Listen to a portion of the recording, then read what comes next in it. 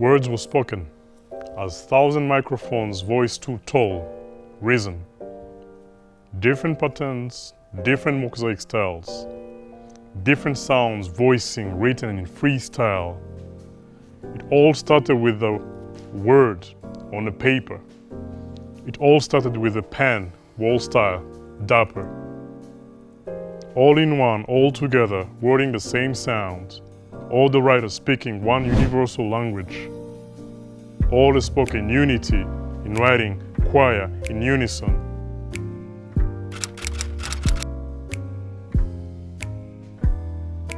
It's a way of bringing emotion to words.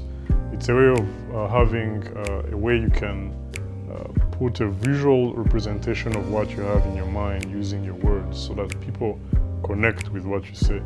We are, as human beings, people that are relying on visual expressions.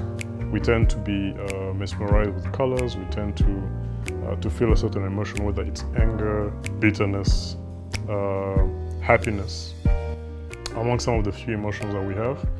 And I think being able to capture that emotion with words, rather than having maybe a paintbrush and paint that you put on a canvas, I think it's another way of capturing the word that comes up. But I think for me, spoken word mainly is like storytelling. It's like the way we have our grandfathers that are used to tell a story down to their generations about how they used to live and how traditions and culture from back then, especially if we go back to the old times in our countries, whether we grew up in Rwanda or whether we grew up outside of Rwanda, we have a certain tradition, a certain culture that was passed down.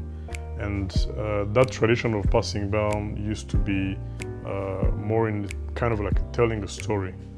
And I believe that spoken word brings that magic of storytelling, being able to tell and being able to bring a story to a certain unfolding that people get to feel you or feel that emotion.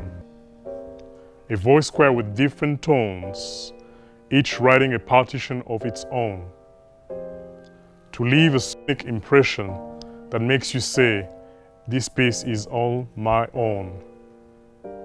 For prosperity and to the ones who keeps the dream on, keep the life and writing dapper on.